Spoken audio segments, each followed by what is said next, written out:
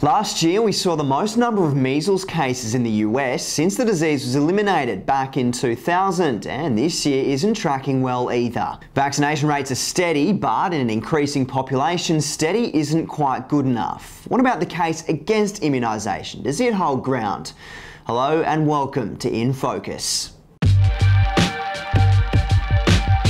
Vaccination's hardly been an issue until recently, when a number of prominent public figures outed themselves as anti-vax. With a growing portion of the population latching on, a couple of politicians have seized the opportunity for some political points and perpetuated the misinformation. And that's all it is, misinformation. I mean, everybody wants the best for their kids. Nobody wants to hear this. That's pertussis or whooping cough. It's very painful, potentially fatal, and completely preventable. We're here to straighten out some of that misinformation and help you understand where the other side of the argument comes from. With vaccination rates at wealthy LA schools as low as Syria, there's clearly a divide between good intention and good information.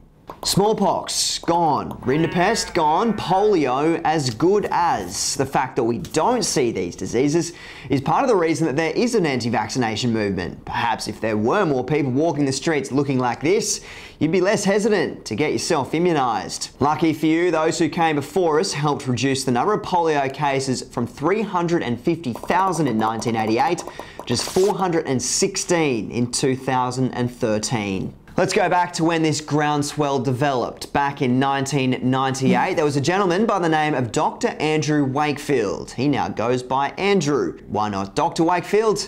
Well, he was stripped of his medical license for linking vaccines to autism.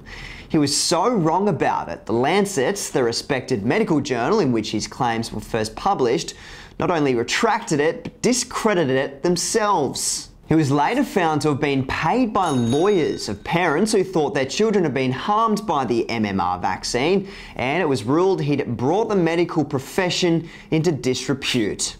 His report couldn't have been more corrupt or more damaging. Sure, cases of autism are increasing, but correlation doesn't equal causation. That's like saying the drop in imported lemons from Mexico has led to a drop in the highway fatality rate. The rates of incidents are similar, but have no relation to each other at all. Countless other studies into autism and vaccines have confirmed exactly this. Autism is just better understood nowadays and is being diagnosed more effectively. Well, if you're vaccinated, what does it matter what I do? You hear this one all the time. You shouldn't be scared about anything if you've been jabbed. Well, unfortunately, vaccines will never be 100% effective. No medicine is. Some people can't get vaccinated. Those allergic, the sick, the elderly, the too young, the immunocompromised. That's why herd immunity is so important. There is some noise about herd immunity being a myth, but really there is no debate there. Back to what's in the vaccines. Our natural bias means that we view chemicals with a little bit of unease. Take formaldehyde, for example. It sounds terrible. It's used in some vaccines to inactivate antigens and, in obscenely high levels, is a known carcinogen. But our natural bias tricks us. What most people don't realise is that formaldehyde is a completely natural occurring substance produced by our own bodies, and you ingest more in one pair than you would in all the vaccines you could take in your entire lifetime. The story is pretty much the same with all the scary sounding chemicals in vaccines. The levels are so ridiculously low that it doesn't affect us, just in the same way that drinking a glass of water is good for us, whereas drinking a swimming pool isn't. What about my rights? How can the government tell me that I need to complete an opt-in medical procedure? Well, to paraphrase a former president, ask not what your society can do for you, ask what you can do for your society. This isn't an issue of personal liberty, it's an issue of societal responsibility.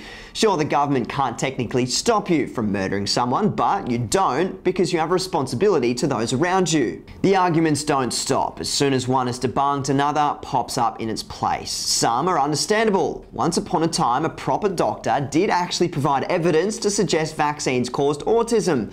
It was just that the evidence was unscientific.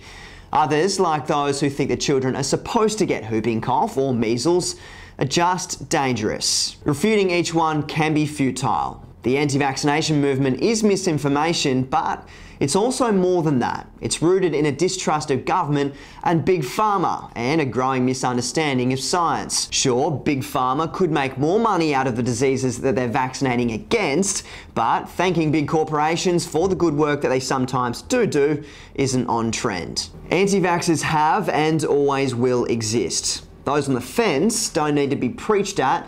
They need appreciation, education, and above all, understanding. Thanks for joining us. We'll see you next time.